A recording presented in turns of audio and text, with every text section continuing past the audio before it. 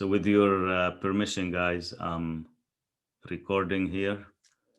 We're gonna do number 3, and let's do that. Have your calculator handy, guys, so you can help me as I do this exercise.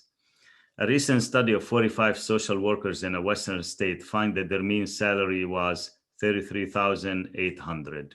So Western, okay, let me do this right here.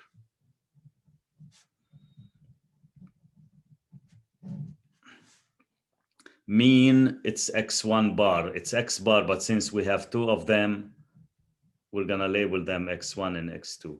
45, N is 45. With a population standard deviation of 2100, can someone tell me what the simple is for the standard deviation here? What would it be, guys? Sigma. Sigma, very good. It's not S.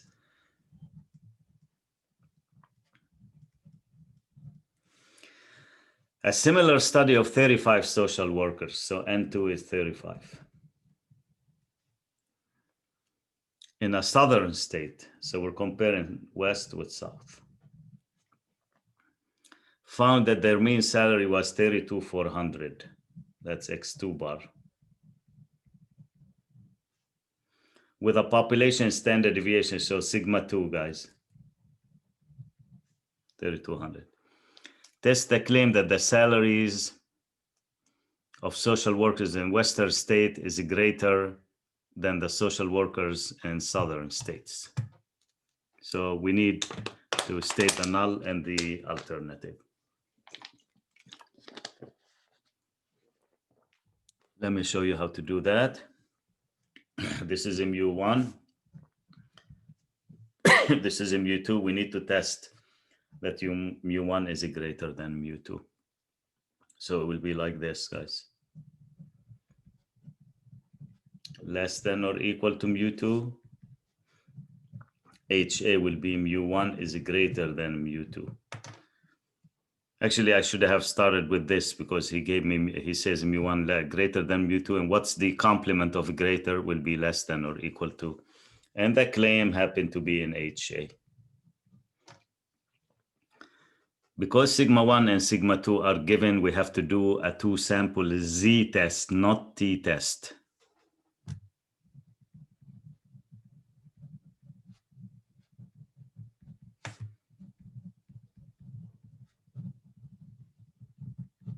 And let's perform the test together.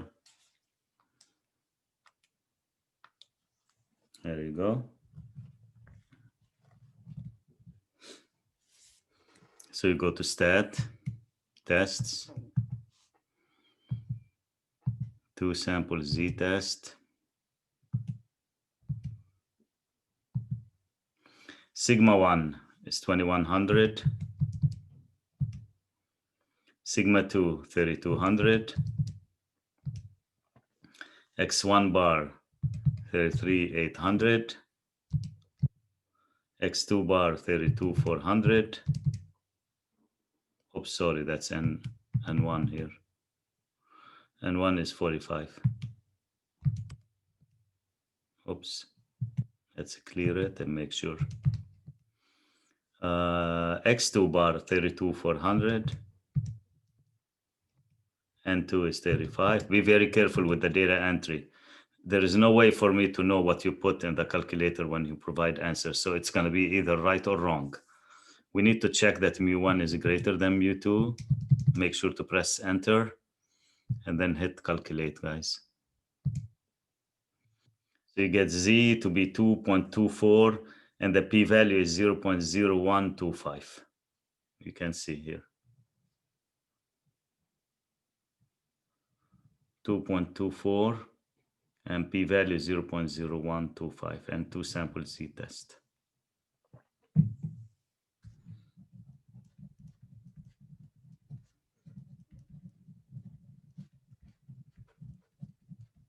And let's see what alpha is, 0.05.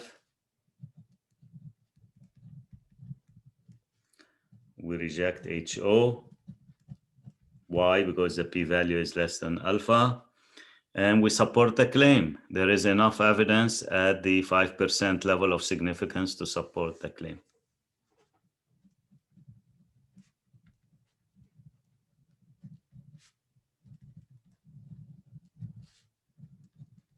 At the 0.05 level of significance, and we use the word support because the claim is in HA to support the claim. That, what is the claim? I'm not gonna write it down, but I'm gonna read it for you. That the salaries of social workers in the Western state is greater than that of the social workers in the Southern state. So we did confirm that people in the Western state, social workers, make more money than the ones in the Southern state. Any questions, guys, about number 3? Okay, we'll go to number 4. As you can see, guys, I've been very consistent in the steps. It's always the same steps: stating the null and the alternative hypotheses, finding the standardized test statistic, calculating the p-value, comparing the p-value with alpha, deciding to reject HO or fail to reject HO, and then write the conclusion. This is all that you need to know how to process in chapter 8. Now, number 4.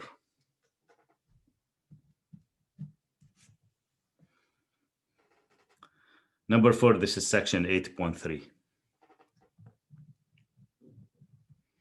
And the one before was section 8.1. All right. A local company is concerned about the number of days missed by its employees due to illness. A random sample of 10 employees is selected. The number of days absent in 1 year is listed below. An incentive program is offered in an attempt to decrease the number of days absent. The number of days absent in 1 year after the incentive program is listed below as well. Test the claim that the incentive program cuts down on the number of days missed by employees. So these are the same employees, guys. How many days they missed a year before an incentive program was offered, and how many days they missed in a year after the incentive program was offered. And the question is whether the incentive program helped reduce the number of absences. What do you guys think for employee A? Did it help? Yes or no? This guy in 1 year was absent for 3 days. After they offered the incentive in the second year, he was absent for 1. So would you agree that it did help here? Yeah. What about the second one? Yeah. Employee C? No. No, it didn't make a difference. This guy, yes. This guy, yes. This guy, F is good. Good. Not H. H was not absent the year before, but during the incentive, he had 1 day. I, it worked. J didn't make a difference. So it's about the difference, guys. Remember, when the samples are dependent, when you see something like that, before and after, we have to find the difference. So look what you're gonna do. You're gonna put a D here, difference, and help me compute the difference here. So it's gonna be a 2, a 1, a 0, a 2, a 1, a 2, 2, -1, 2, 0. And this is how we're going to state the null and the alternative hypothesis, guys. We're going to do the mean of the difference. We talked about it last time. What do we want the difference to be, positive or negative? If the program works, that means if an employee in 1 year was absent for 7 days, if the program works, this employee is going to be absent for less days. So let's say 3 days. This is how you think of it, guys, and you decide what sign to put. So before the program, the employee was absent for 7 days. After the incentive, in the second year, he was absent for 3. You subtract 7 minus 3, and you ask yourself, is the answer positive or negative? So what is 7 minus 3, guys? 4. Is 4 positive or negative? Given the amount of price. Positive. Positive. So you guys, you want to test positive. And in fact, in any situation, it's going to be not fun.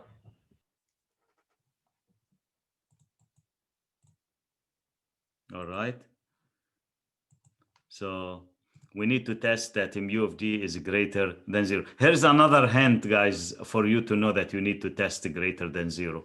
Look at the differences. They're almost, most of them are positive.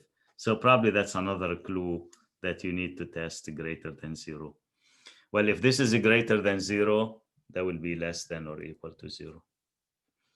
And what we do here, we don't work with this anymore, the two sets. We work with the difference. So this is our set. Now we're going to put it in L1. Mr. Bez, can you repeat the first way? How do you know it's greater? Yes. They say, that's a good question. They say that this program helps reduce the number of absences. That means, think about it this way. If an employee was absent, let's say for 10 days in a year, you would expect after the program that this employee will be absent for less days. And give me a number which is less than 10. 8. 8.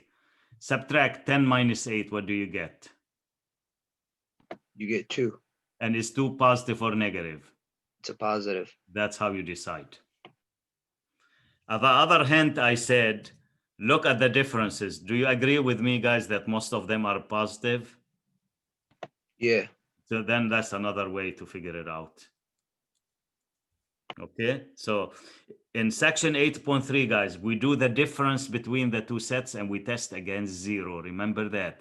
This is the magic number right here, 0.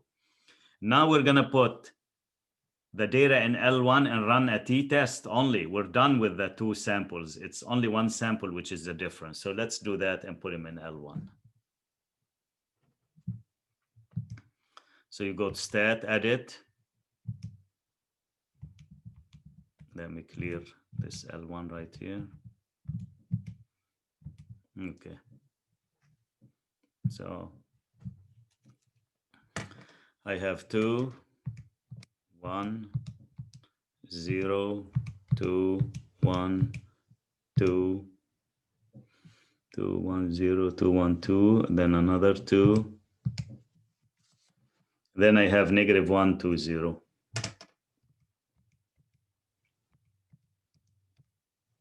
There you go. And now we go to stat, tests, t-test, guys. Section 8.3 is a t-test. Just one sample. We have data. You always have to select data. Mu 0, it's 0. My list is in L1. And the frequency, don't change it. We need to test the alternative sign is greater than, so I need to select that, although it is selected, but let's just make sure, guys. Calculate. So T is 3 point, I mean, I knew it was gonna work because most of the employees have reduced number of absences. So we were gonna support the claim and look at the p-value, how small it is. So T is 3.161 and the p-value is 0.0058. Let me write them down.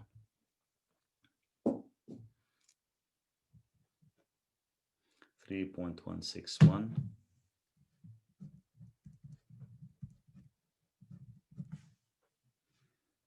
And p-value is 0.0058. And this is what we did here. So put the difference in L1, run a t-test. Mu 0 is 0 always. Okay, the p-value is less than alpha, of course. Reject HO. And there is enough evidence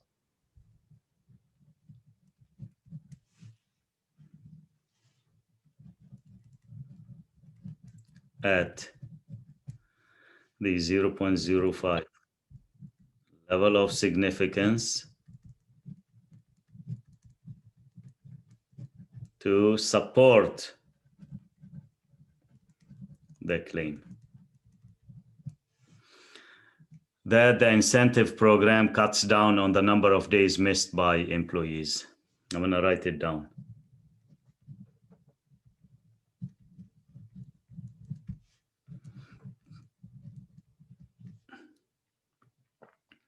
Cuts down on the number of days missed by employees.